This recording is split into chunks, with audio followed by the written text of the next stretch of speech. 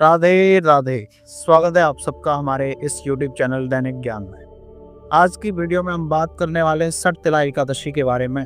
सटतिला एकादशी कब मनाई जाएगी? 24 जनवरी या 25 जनवरी को? पूजा विधि क्या है? महत्व क्या है? क्या दान करना चाहिए? तो चलिए बिना किसी देरी के शुरू करते हैं। सटतिला एकादशी के दिन भगवान विष्णु का पूजन किया जाता है। कुछ लोग बैकुंठ में भी भगवान विष्णु की पूजा करते हैं। सटतिला एकादशी पर तिल का विशेष महत्व बताया गया है। इस दिन 6 प्रकार से तिलों का उपयोग किया जाता है। इनमें तिल से स्नान, तिल का औटन लगाना, तिल से हवन, तिल से तर्पण, तिल का भोजन और तिलों का दान किया जाता है। इसलिए इसे सटतिला एकादशी व्रत कहा जाता है। धार्मिक ग्रंथों के अनुसार इस दिन तिल का दान करने और उसका उपयोग करने से पापों का नाश होता है और मोक्ष की प्राप्ति होती है। आइए बात करते हैं सटतिला एकादशी 2025 में कब मनाई जाएगी, 24 या 25 जनवरी को।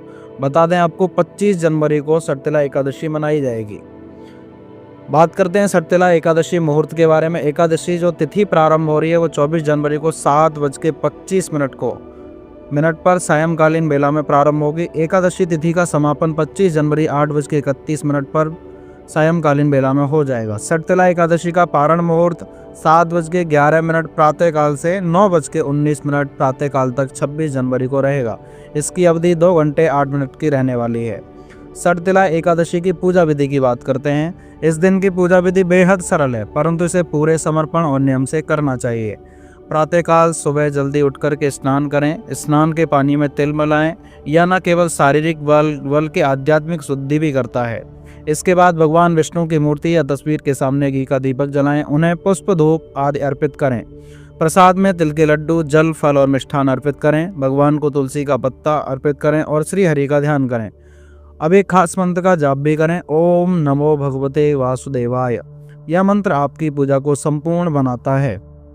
इसके बाद द्वादशी के दिन प्रातःकाल उठकर के स्नान के बाद भगवान विष्णु को भोग भी साथ में लगाएं और ब्राह्मण को भोजन कराने के बाद स्वयं अन्न ग्रहण भी करें। सटतिला एकादशी पर क्या दान करना चाहिए?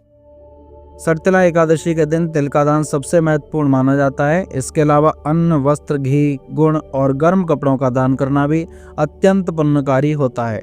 दान करने से न केवल हमारी आत्मा शुद्ध होती है, बल्कि दूसरों की मदद करके हमारे जीवन में सकारात्मक ऊर्जा लाता है।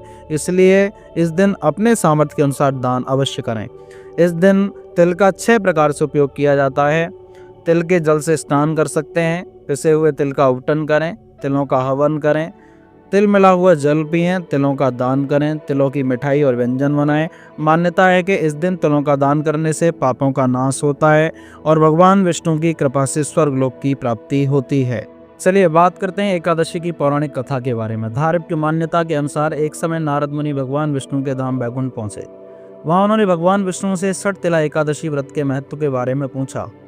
नारद जी के आग्रह पर भगवान विष्णु ने बताया कि प्राचीन काल में पृथ्वी पर एक ब्राह्मण की पत्नी रहती थी। उसके पति की मृत्यु हो चुकी थी। वह मेरी अनन्य भक्त थी और श्रद्धा भाव से मेरी पूजा करती थी। एक बार उसने 1 महीने तक व्रत रख करके मेरी उपासना की। व्रत के प्रभाव से तो उसका शरीर तो शुद्ध हो गया, परंतु वह कभी ब्राह्मण एवं देवताओं के निमित्त अन्नदान नहीं करती थी। इसलिए मैंने सोचा कि यह स्त्री बैकुंठ में रहकर भी अतृप्त रहेगी। अतः मैं स्वयं एक दिन उसके पास भिक्षा मांगने गया। जब मैंने उससे भिक्षा की याचना की, तब उसने एक मिट्टी का पिंड उठाकर मेरे हाथों पर रख दिया। मैं वह पिंड लेकर अपने धाम लौट आया। कुछ समय बाद वह देह त्याग करके मेरे लोक में आ गई।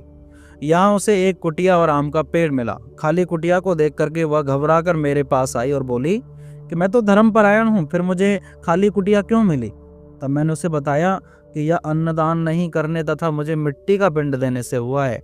मैंने फिर उसे बताया कि जब देव कन्याएं आपसे मिलने आएं, तब आप अपना द्वार तभी खोलना जब वे आपको सटतिला एकादशी के व्रत का विधान बताएं। स्त्री ने ऐसा ही किया। जिन विधियों को देव कन्या ने कहा था, उस विधि से सटतिला एकादशी का व्रत किया। व्रत के प्रभाव से उसकी कुटिया अन्न धन से भर गई। इसलिए हे नारद, इस बात को सत्य मानो कि जो व्यक्ति इस एकादशी का व्रत करता है और तिल एवं अन्नदान करता है, उसे मुक्ति और वैभव की प्राप्ति होती है। अगर आपको इस वीडियो में दी गई जानकारी पसंद आई हो तो वीडियो को लाइक करें, वीडियो को शेयर करें और हाँ, चैनल को सब्सक्राइब करना ना भूलें, क्योंकि हम यहाँ पर लाते हैं दैनिक ज्ञान की वीडियो। इससे जुड़े रहने के लिए इस चैनल को सब्सक्राइब करके रखें अगर आपका कोई सवाल है तो कमेंट सेक्शन में जरूर बताएं, या किसी अन्य टॉपिक पर वीडियो चाहते हैं तो वो हमें कमेंट सेक्शन में जरूर बताएं। चलिए, सबको राधे राधे।